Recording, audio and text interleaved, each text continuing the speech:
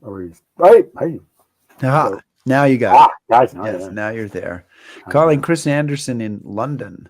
Well, sort Oh, of. you're not in London. Oh, No, we're encore, so we're in time dysphoria mode. yeah. We're it And on this day, I'll be very confused because calling Chris Anderson. Happy St. Patrick's Day. Where are you? I am in Honolulu. I think. Yep, I'm in Honolulu. Okay. Getting You ready to look like set you're in this up. London. I do, and I wish I were. And I'll be thinking about London while I'm in Honolulu. But now, in fact, I am in Honolulu. But in honor of St. Patrick's Day, I'm wearing green. For I'm St. wearing Patrick's orange. Day. I'm wearing orange. Seems like we're coming at St. Patrick's Day from different points of view. As we often do, Rick. Yeah. Welcome everybody to History Happy Hour. Thanks to Stephen Ambrose Historical Tours for helping us to bring you this show. Check out their rich offering of military history tours at stephenambrosetours.com. And whether you're watching live, watching on replay, or listening to the HHH podcast, we are glad you're here.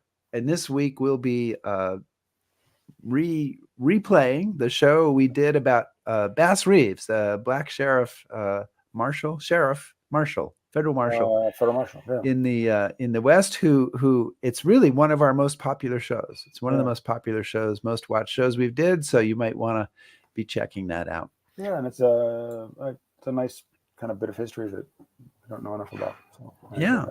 So let us know that you're out there and what you're drinking. We can't call you out because we're not really here.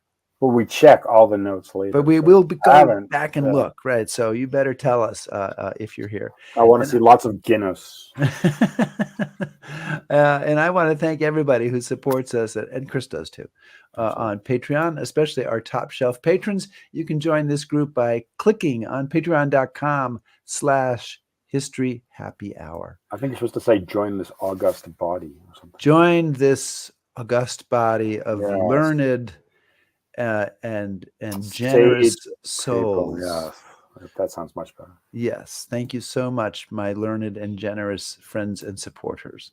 Yes. Okay, so we have all right. Give me a cue, and we will move on here.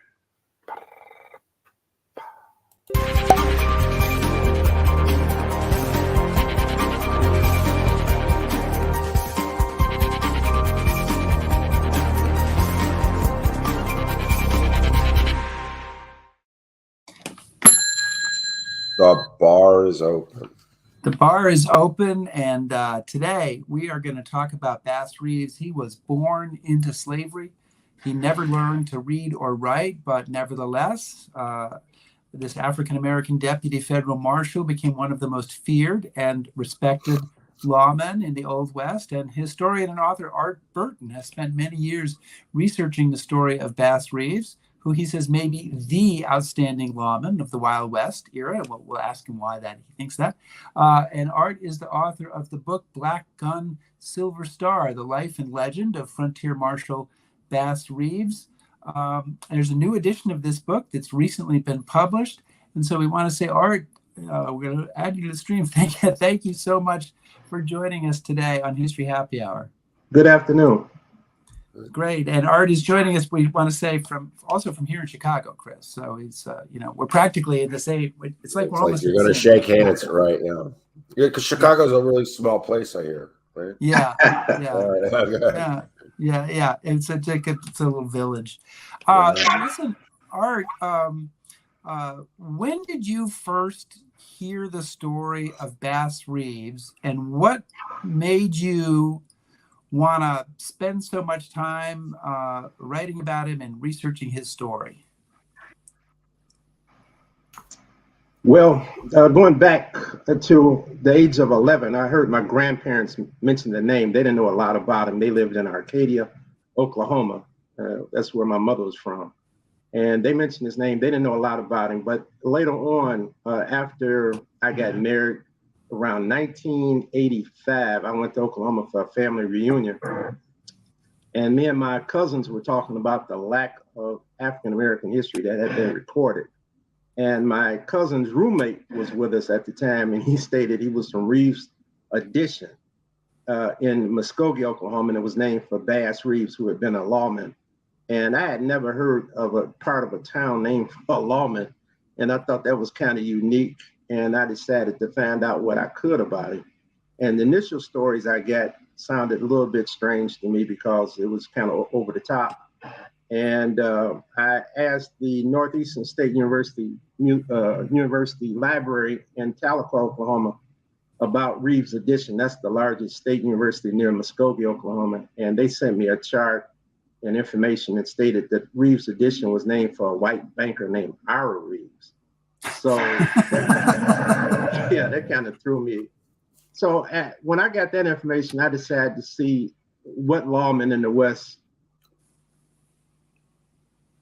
maybe made a name for it. The Black West Museum, which was in Denver, Colorado. And it was a small Black museum in the basement of a Black radio station at that time. And the gentleman, Mr. Stewart, who owned the museum, answered the phone, and I asked him if he knew any Black lawmen of note. And the first thing out of his mouth was Bass Reeves. And I asked him, what did he know about him? And he stated that he didn't know too much about him, but he said it was a couple of older gentlemen from Oklahoma. And he said that's all they talked about. And he said it was one gentleman named Reverend Haskell Shubu, who stated that Bass would walk the streets of Muskogee late in his career, a kick who carried a satchel full of pistols, and said if anybody called his name, Bass would always put his back up against the wall before he turned around and see who was calling his name, very cautious like. So I asked him if he had any information on Shubu, and he told me he hadn't seen him in a couple of years. And so I dialed the operator in Denver, and he had a listing in the phone directory, and I got him on the phone, and he proceeded to tell me some stories. The one story he told me that kind of shook me to the core, he told me he was the driver of a wagon for Bud Ledbetter, who was one of the top white lawmen in that area, if not the top one. This is around 1905, after the turn of the century, and he said that they were after an outlaw at Gibson Station, which was 12 miles north of Muskogee. And Ledbetter had a large posse, and the posse was not making much advantage in terms of capturing this outlaw, and they was using up a lot of ammunition shooting at this guy. And he said Bud Ledbetter told someone in the posse to go back to Muskogee and get Bass Reeves. And he said Bass came out toward the end of the day. The posse had quit shooting at the outlaw, which they still hadn't made any type of progress. And he said the sun was starting to go down, and the outlaw jumped up. And when he said he jumped up, I watched so many Western movies in my life, I thought he was going to jump up and get on his horse. And he said he jumped up and started running across this field. And Bud Ledbetter, he started shooting at him. They were missing. And Bud Ledbetter hollered at the top of his voice, "Get him, Bass." And he said, Bass Reeves said very coolly and calmly, "I will break his neck." And he said Bass took his Winchester rifle at a quarter of a mile, broke this man's neck. And I had never seen nothing like that in the movie. And for the first thing that came to my mind was, this man is lying. But Shubu told me he was 98 years old, and I figured he really didn't have no reason to lie. And so that really kind of put a spur, under me. And I decided to do everything I could to find out about Bass Reeves. And so that was the thing that really triggered the whole research process. So Art, could you, again, to start at the beginning, tell us a little bit about Bass's background. Where does he come from? How does he kind of enter the scene here? Bass was a slave, originally from Arkansas, and the slave owner, William Steele Reeves, was a legislator in the Arkansas state legislature. And the family moved to Texas in 1846. Bass was born in 1838. So as a very young man, he moved to Texas, and he pretty much grew up in Texas. His family had property in Grayson County, and William Steele had a son named George, and Bass, once he got up some size, served as George's body servant, as they called him. He took care of everything George needed. And George became a tax collector and the sheriff for the county. And Bass went with him everywhere that George went. And then when the Civil War came along, George was made a top officer in the 11th Texas Cavalry Regiment. And Bass went with him him into the war as a body servant. It was during the early part of the war that they parted company. The family says that they got into an argument over a card game, and Bass knocked him out. And for a slave to hit his master in Texas, that was punishable by death. Yeah. So Bass left him and fled into the Indian Territory. And oral history states that Bass served with the Union Indians, Creeks and Seminoles, who were fighting the Confederates in the Indian Territory, and did that up to the end of the war. But then he served as a scout and a guide for deputy U.S. marshals who worked for the federal court at Van Buren, which at that time had federal control over the Indian Territory. And that court was moved to Fort Smith around 1872.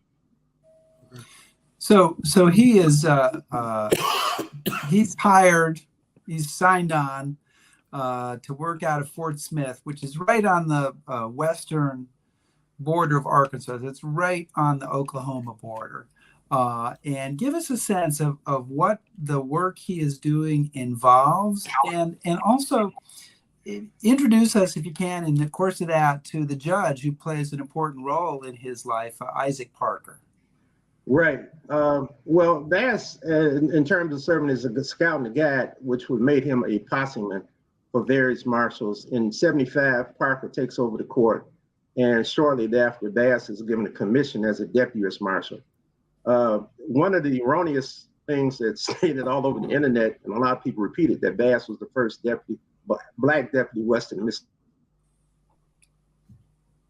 River. And there were other African Bass as a deputy U.S. marshal. He was one of the first, but he wasn't the first. And so he started in 75. Parker was very concerned about Native Americans, and President Grant was aware of that because Parker was a congressman from Missouri.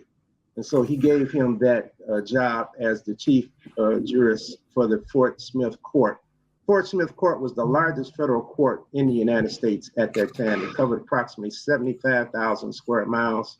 And so the deputies would leave Fort Smith and head west through the Indian Territory. And they would go to Fort Sill, up to Fort Reno, sometime Fort Supply. And it'd be a trip about 400 miles round trip. Territory. And they would take a wagon or two wagons. They'd take a cook, a guard, a posseman. Possemen were hired to assist them with the arrest they had to make. So Bass generally took one posseman with him. Some deputies took 3 or 4, or maybe even more than that sometime. But Bass didn't take many possemen with him when he went on his trips into the territory. But he generally brought back more outlaws than anybody. They'd be in the double digits. He'd bring back 12, 15, 16, 17 prisoners at a time back to Fort Smith. And he did everything he could. He worked in disguise to catch people. He couldn't read and write. He could be in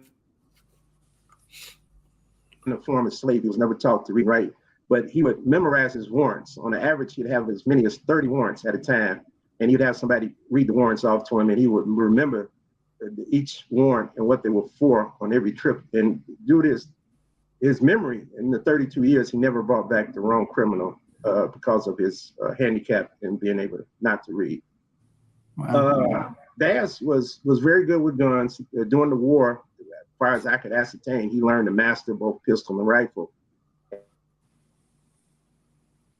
And if you got in a gunfight with Bass, I'm committing suicide because he was very, very good with pistol and rifle. He could shoot with either hand, left or right. And he was 6'2", 190 pounds, and they say he could whip any 2 men with his bare hands. He's very, very strong. There's actually a story of him coming across some cowboys in the Chickasaw Nation in the Indian Territory, and they had a steer that was caught in some mud. And Bass, seeing what they were trying to do, they had 4 or 5 ropes on the steer trying to pull it out. Bass jumped off his horse, took all his clothes off, jumped in the mud with the steer, pulled the ropes off the steer, and he pushed and pulled the steer out of the mud with his pure strength. He was just that strong a guy, very, very strong. So, one of the things that I think would be helpful is you say that in the book, you say that people kind of have the wrong idea of what a bounty hunter was, right, and how they worked. So maybe you could explain for us sort of how that work? How does a bounty hunter do what he does? What does he right. get? Well, basically, what Hollywood has invented is a individual bounty hunter that goes out in the West and arrests people with warrants. That is a false narrative. Generally, bounty hunters were Pinkerton detectives. They could be sheriff's deputies. They could be deputy U.S. marshals. They could be Texas Rangers, or they could be railroad police. There was not a lot, or maybe not too many at all, individuals like, Wanted Dead or Alive, this series that was on television for years, and many movies about bounty hunters. I think Clint Eastwood made several movies where he's supposed to have been a bounty hunter. Bounty hunters didn't exist. They were generally peace officers who were trying to add monies to their meager earnings they generally made. And if you could bring in criminals who had a pretty good warrant or reward on their head, you could, add a good piece of change. And so Bass brought in quite a few people who had rewards, and he was able to pad his monies that he made as a deputy U.S. Marshal. But he's working as a lawman, right? He's not right. a private he's No, that's what I'm saying. There was no dog to bounty hunter in the Wild West. That didn't exist in the Wild West. okay. That's a false narrative that Hollywood has pushed. Okay. So you have suggested in the book that Bass Reeves was one of the most outstanding, if not the most outstanding lawman in the Old West. Now, there's a bunch of people, I'm sure there's people who are going to stand up for Wyatt Earp or Bat Masterson or somebody else.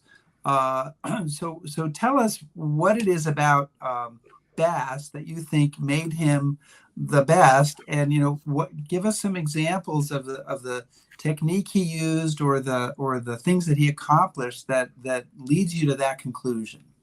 Well, from what I could ascertain and from my research, Bass brought in upwards of 4,000 criminals. I don't know any lawman that brought in that many outlaws. Bass worked for 32 years as a deputy U.S. Marshal. I think Wyatt Earp worked as a lawman for 4 years. Most lawmen worked from anywhere from 4 to 6 years. There was some worked more. Bass was sent after the most dangerous criminals in the Indian Territory. And generally, everybody that he was sent after, he brought them in. He was just that good.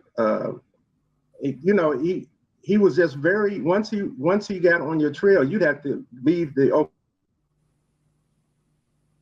Oklahoma Indian Territory, and he was known to bring in folks to do that. He got so good at bringing in people with his warrants, the folks in Fort Smith started giving him the things to bring in people to testify in trial, that they weren't warrants, but they want people to come to testify in trial. And so he was given those also, besides the warrants he had to handle. Bass, you can't compare Bass to any lawman in the Wild West. Everybody, if you really read it, everybody pales in comparison. You can put anybody up against Bass Reeves, and I don't think you would find any type of anybody that would be remotely near him. Bass used deductive reasoning a lot. I know Sherlock Holmes is known for deductive reasoning, but Bass used deductive reasoning to catch people and to ascertain what they had done. He was very proud of his detective skills. And then on top of that, when he died, they said he killed 14 people, but I found newspapers where they stated he had killed over 20 people in the line of duty. There's no lawman in the Wild West that killed so many outlaws in the Wild West. Even if we just, stop at the 14 number. He was known to be a gunfighter. He's probably the greatest gunfighter, the greatest detective, the greatest lawman on the Western frontier. And I think he's a frontier hero in United States history, period. Because people, regardless of their race, their ethnicity, their religion, many times they called on him and wanted him to come help them. And he did that on a regular basis. So Art, I want to expand on that, because obviously being an African American at that point in American history is going to be tricky to say the least, and to be a lawman. What did you find? What were people's impressions of him as a black lawman? Well, the interesting thing was Bass worked in the Indian Territory, and the Indian Territory was so that the uh, five civilized tribes, Cherokee, Choctaw, Chickasaw, Creek, and Seminole, they had their own sovereign governments. And so their racism was not as in place as it was in other areas such as Texas, Arkansas, uh, or such. And so it was a little bit different. Then you had a different group of African Americans known as Indian freedmen, a whole subgroup of African Americans that generally people know nothing about, that lived in the Indian Territory because those five tribes that I mentioned, they had embraced African chattel slavery. And so after the Civil War, you had a fairly large group of blacks who were bi-dialectical and bicultural. And Bass had learned during the war to speak the Indian languages. And so he got along with both the Indians and the freedmen quite a bit. But the most of the white people that came in the territory illegally, they were criminals. And so you had to deal with this criminal element. And that was on up through Oklahoma statehood in 1907. But they started in 1889. They split the Indian Territory up. You had the Oklahoma Territory and Indian Territory, and Oklahoma Territory was a settlement. And there were quite a few people that came into the territory, both blacks and whites, who were not indigenous to the land, such as the Native Americans and the Indian freedmen. It's a subject area that has never been taught in schools. It has never been shown in movies. It's an area that's almost unknown to the general population, the history of the Indian Territory. Yeah. Also, too, I like to mention, it was the most dangerous area in the United States for deputy U.S. Marshals. Currently, there's somewhere in the area of 220 deputies being killed in the line of duty, and over 130 of them were killed in the Indian Oklahoma territories during the frontier area. It was a real killing field for deputy U.S. Marshals. Right.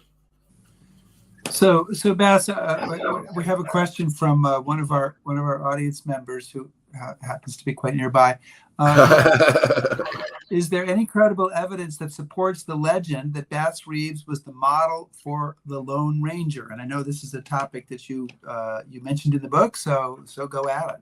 Yeah, I broached that because it became very interesting to me that Bass, the similarities in the two. There's nothing where you can go back and would show that Bass was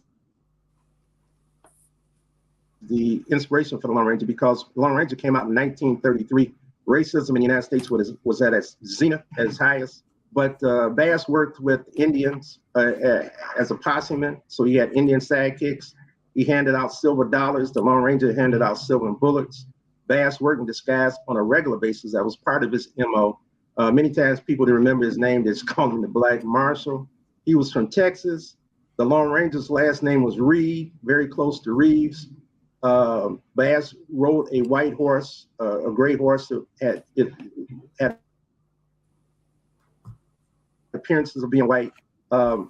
Outlaws that he captured were sent to the Detroit House of Corrections, and the Lone Ranger story came out in '33 in Detroit. And so it's very easy for criminals he had arrested to have spoke about this black lawman in the Indian Territory. Outside of that, Bass is the closest person in reality to be similar to the Lone Ranger. So we cannot prove it, but it's just very interesting, the similarities and how they operated. So one of the things that I was really fascinated by in the book, and maybe you could talk about, obviously being a black lawman is difficult enough, but how did it work when he had to arrest a white criminal? I mean, that had to cause all sorts of issues. Well, in the Indian Territory, not really. Yeah, okay. It was not that strange. Besides Bass, before statehood, there was upwards of 50 African-American deputy U.S. Marshals. And so if you were a deputy U.S. Marshal, you could arrest anyone, irregardless of their race or color. And at first, when I started researching Bass, people were telling me he was arresting white folks. And it was hard for me to believe because I went to Oklahoma as a kid when Jim Crow was in place. And it was hard for me to understand that. But the newspapers at that time would give the ethnicity of the criminals that the deputies brought in. And Bass brought in many white criminals in the territory who had committed crimes. He even arrested white lawmen that went bad in the territory. People in Texas, I've read some narratives, and they said they went into Texas, these white people, and they said they were shocked to see these black lawmen that were armed and you know, with a lot of guns and such. But that was the Indian Territory. You had Native Americans who were deputy U.S. marshals, you had whites who were deputy U.S. marshals, and you had African Americans, and they could arrest anybody who committed a federal crime. That was the Indian Territory was probably the most in the United States in the late 19th century. Well, isn't this part really of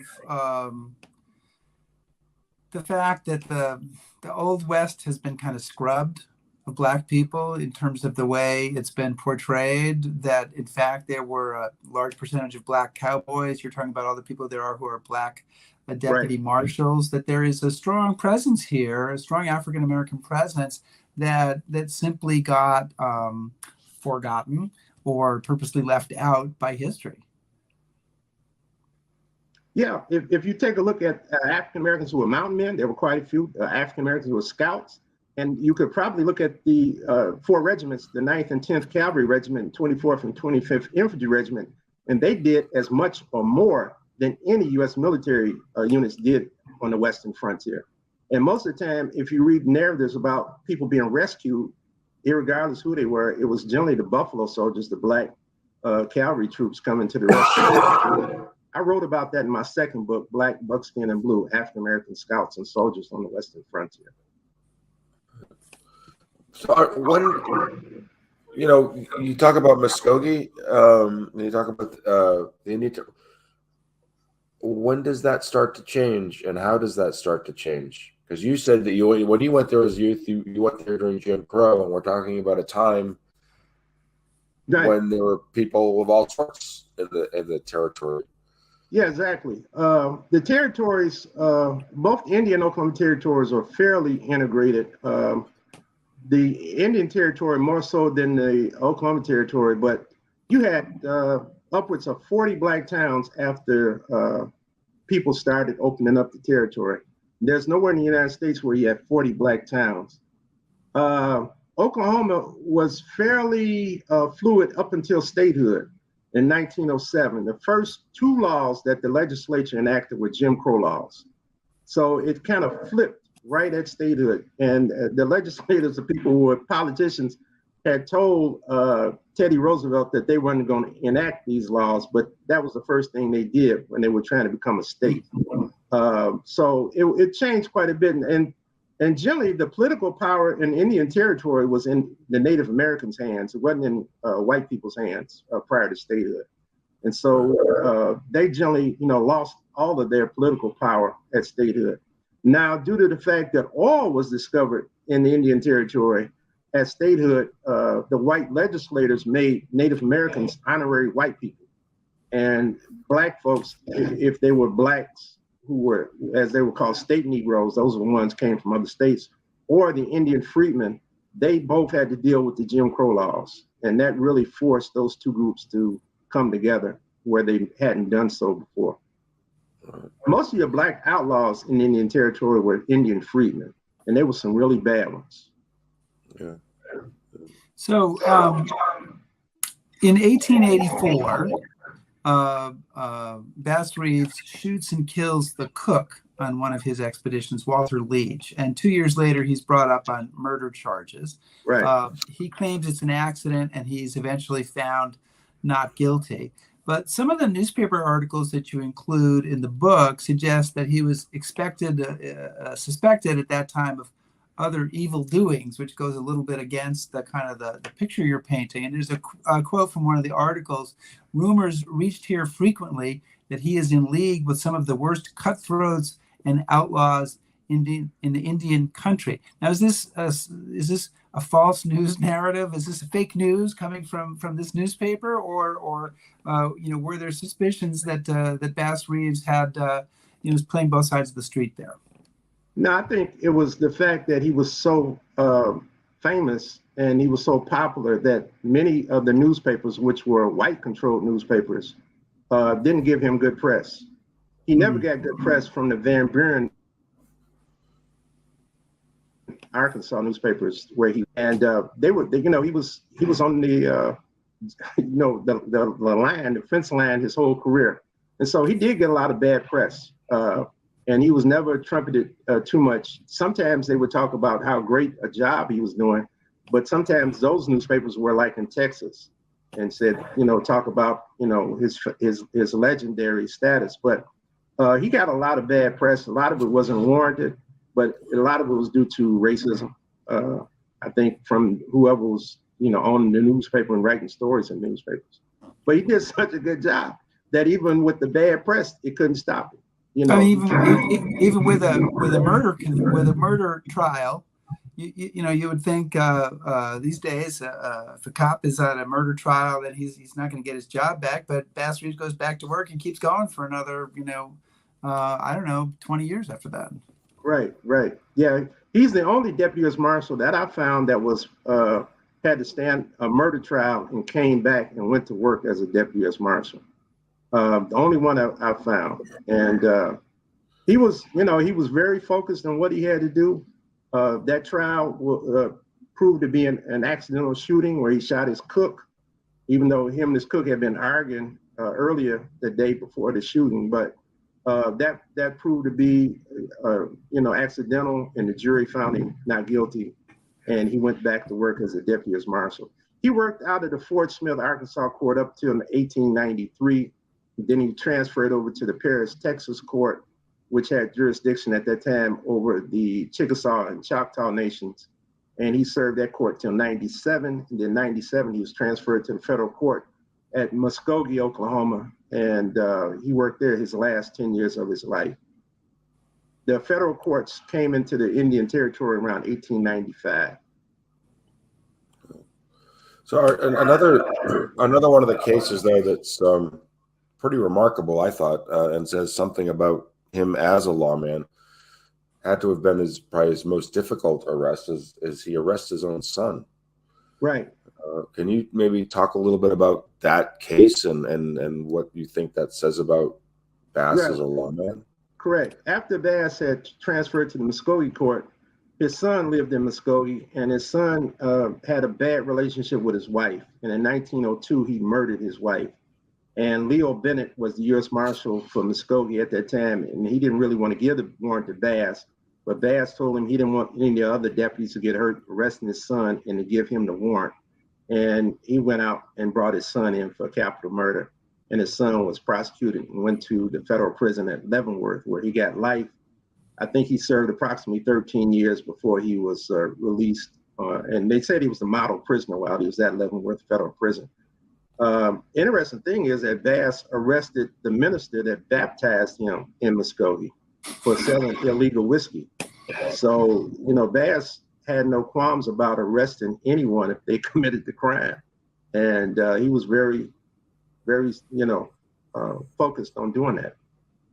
Yeah. So Bass Reeves is a deputy federal marshal from 1875 to 1907. 32 years, and he dies a couple of years later in 1909. And it's clear at that point that he's very well known, because you include a few articles in the book where it's, they're reviewing his life and they're talking about the accomplishments and they're talking about everything that he's done. But when does that happen? Like, when does he become? Is there a specific case, or did you find a specific time period where suddenly he kind of went from being just another one of these 50 African American deputy marshals to being the guy? I would say he got very popular in the 1880s, the early 1880s, because he was bringing back so many criminals at a time, and the newspapers gave credence to the number of outlaws he was bringing in, which was way above what most people were bringing in. So he started getting his rep in the 1880s. And then in the early 1890s, he caught a Seminole outlaw named Greenleaf, who had killed 7 people. I think he had killed 3 whites and 4 Indians, and he had been on the run for 17 years. And Bass arrested him, and that added to his fame. And then Bass went after Ned Christie, who was another famous Native American who had a warrant for him. But Bass didn't catch him, but he was able to burn his cabin down where he hid out. But Bass had quite a reputation as a deputy marshal. Actually, there were some white deputies in Guthrie, Oklahoma, around 1913, had a meeting, and they said that Bass was a celebrity. That's how they, in the Indian Territory. It's just very interesting that after he died in 1910, he almost was totally forgotten about in terms of what he did. So I was very glad to bring him back to the public's eye in terms of what he did and what he accomplished. Actually, also, I'd like to add, he was the only black deputy that I found who arrested folks for lynching black people in Indian Territory. I had never Chubb seen that. Moore. Yeah, Chubb Moore, and there was a few more people that he arrested. Now, some of them may not have been prosecuted, but he did arrest them. Chubb Moore lost his life in a gunfight when they arrested him. Well, he was wounded and he died by the time they got him to Fort Smith. If he had, if I can, Chris, that's go ahead. No, that's an interesting story that you write about, because Chubb Moore was arrested for lynching a black man 8 years before, I think, if I remember correctly. And it's kind of interesting that Bass Reeves, here he is a black deputy on the trail of somebody who's found guilty of lynching. So the question is, what kind of racial violence was going on in this territory that he's operating in during his time as a marshal?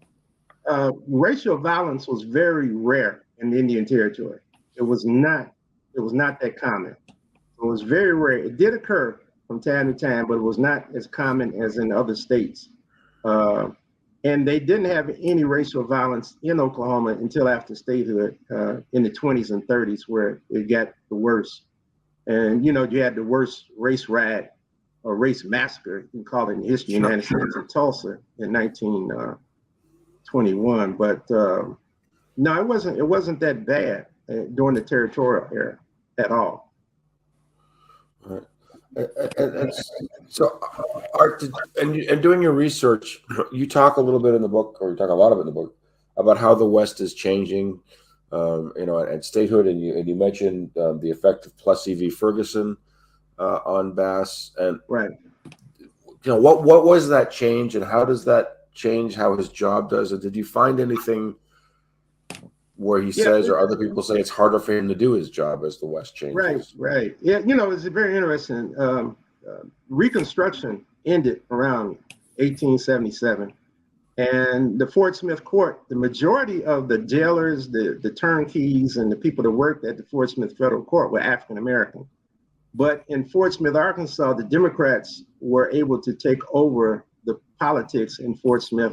And so by the 1890s, you didn't have that many blacks working at the Fort Smith federal court. Actually, Judge Parker's private bailiff, George Winston, was with him from 75 up to approximately 1893, when he was replaced by a Democratic person. So the Democrats were very racist in terms of their politics, and they eventually took over. But the majority of deputy marshals who were black were hired after 1885 and on up through statehood. So you had the majority of black deputies working after Reconstruction has ended, which is very interesting. But again, it has to do with the fact this is the Indian Territory and it's not a state, and they have some different types of politics. Plessy versus Ferguson, where they said that equal but separate laws were okay for blacks and whites, that affected black people tremendously. And I was told it affected Bass. He wasn't happy about it. He had served the federal government for a number of years, and here the Supreme Court had ruled that separate but equal was okay, from a federal standpoint. I would love to talk to Bass, to ask him about his politics and how he felt about the laws that were changing. because the North won the Civil War, but the South won Reconstruction. And so things were great for African Americans for a while. And then as the 19th century went on, it got worse and got worse. And then, it hit its zenith in the 20th century, especially around World War I up through World War II. And a lot of people say the civil rights movement in the 1960s was the second Reconstruction.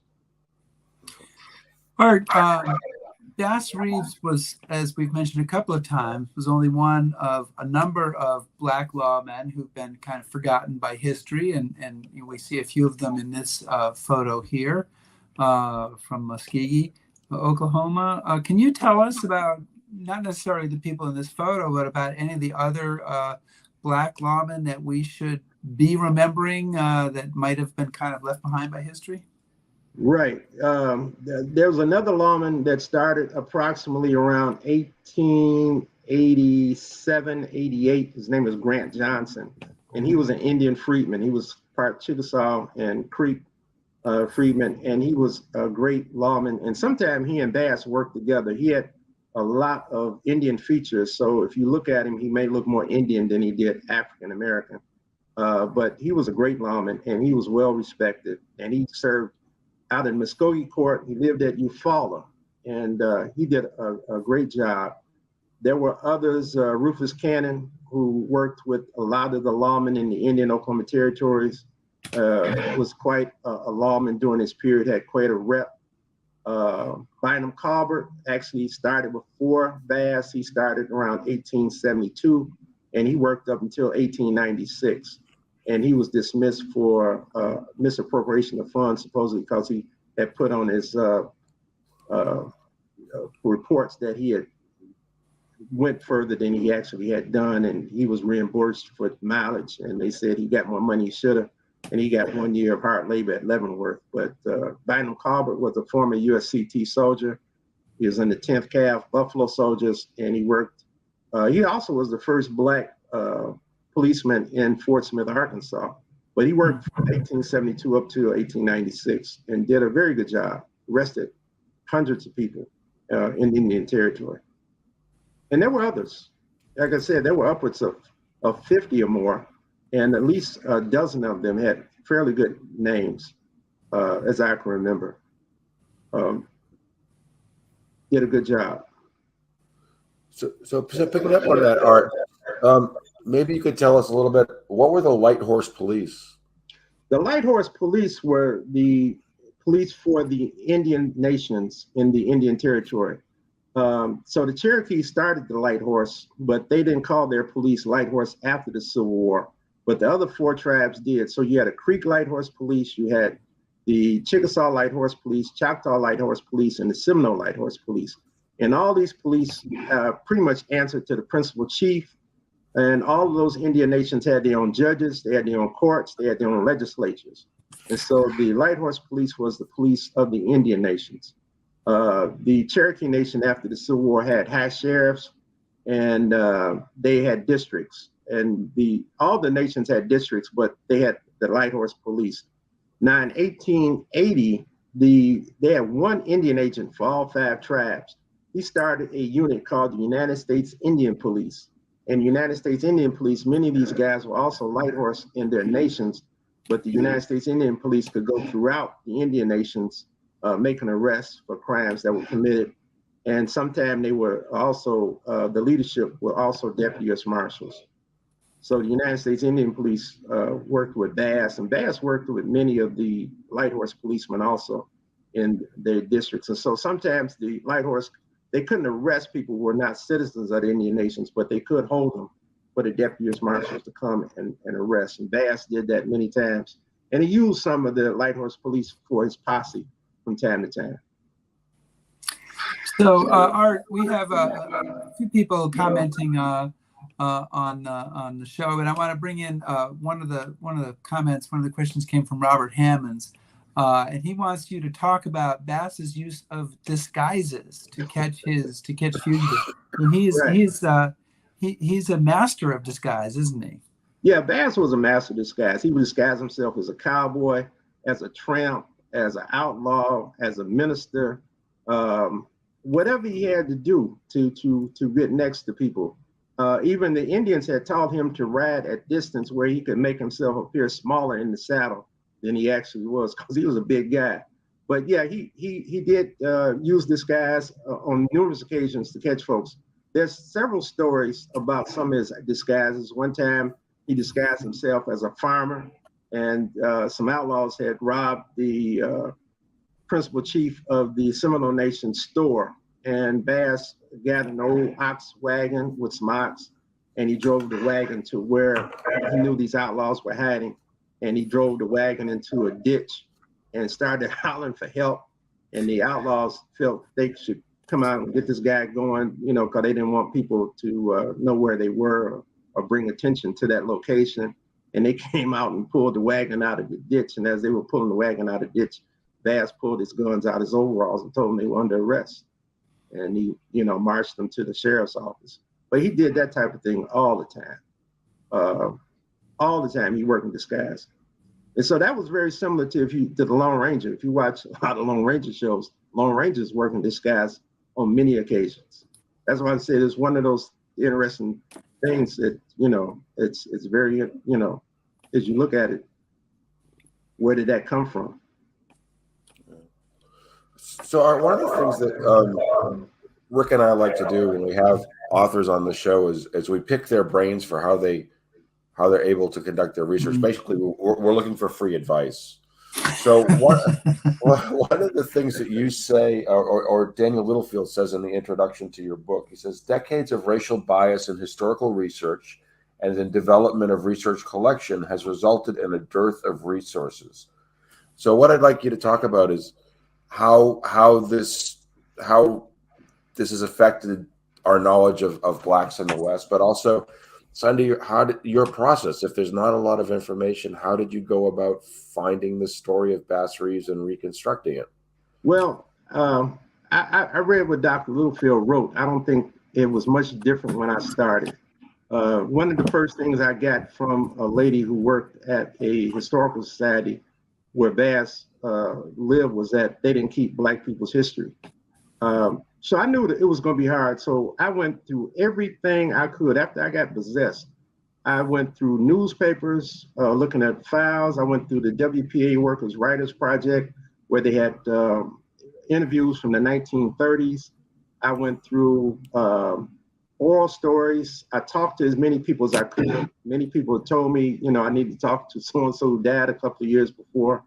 I tried to go under every stone I could find. I made trips to Texas, to Arkansas, to Oklahoma, trying to dig up information. I even went to Washington, D.C., looked at the federal records in Washington, D.C. So I was very focused on any and everything I could. I did find books. One book that was written in 1899, where they talked about Bass in the book.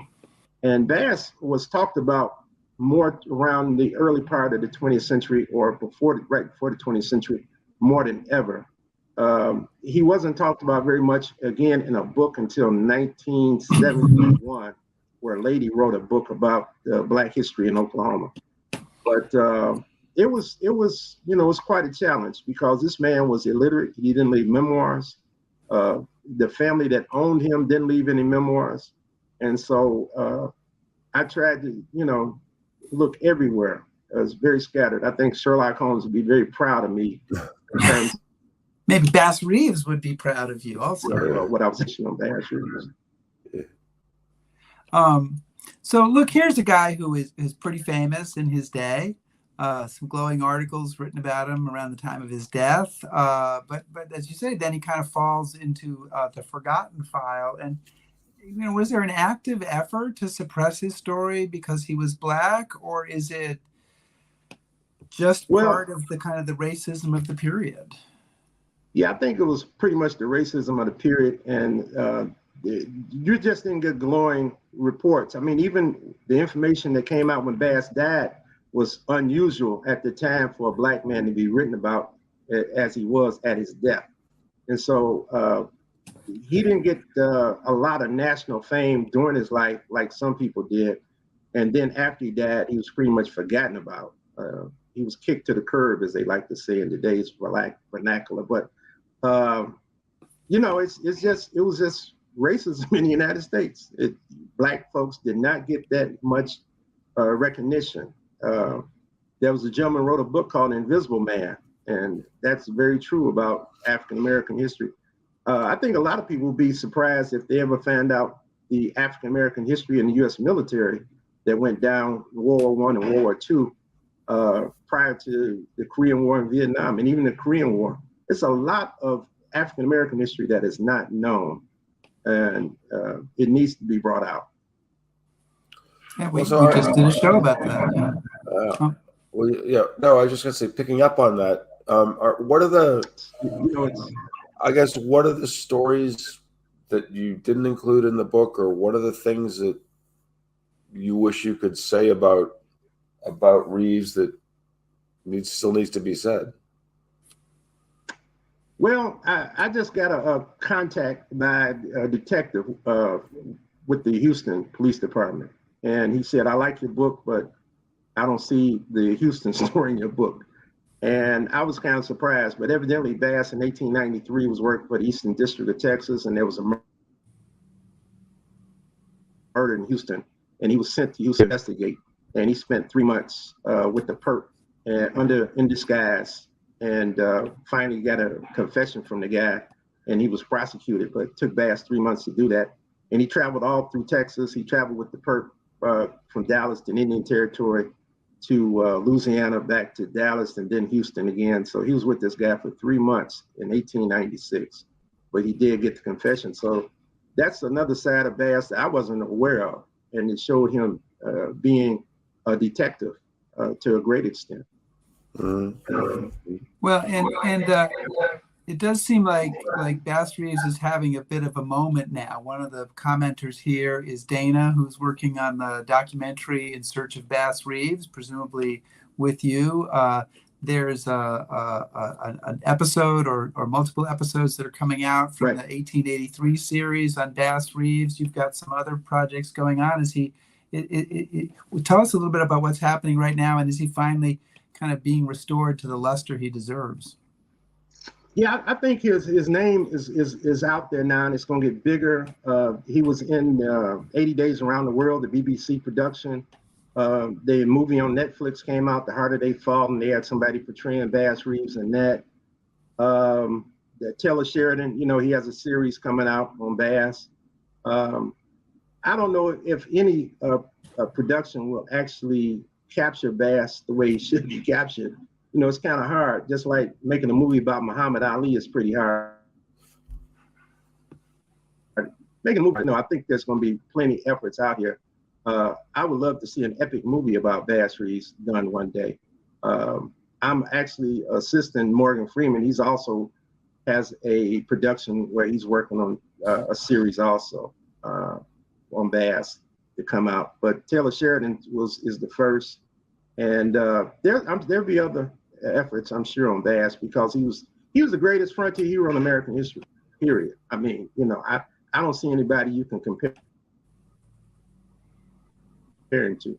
So and I hope documentaries are made, and I look forward to searching for Bass Reeves to come out to help, you know, that narrative.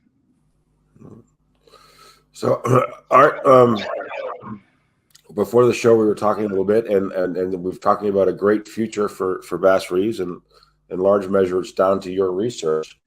But what else? What's next? What's are you going to keep digging into Bass, or do you have other overlooked people we should know about? And we didn't even mention that you taught history for 38 years, so you know you've got a wide array. I know you're interested in the Old West, but a wide array of history experience.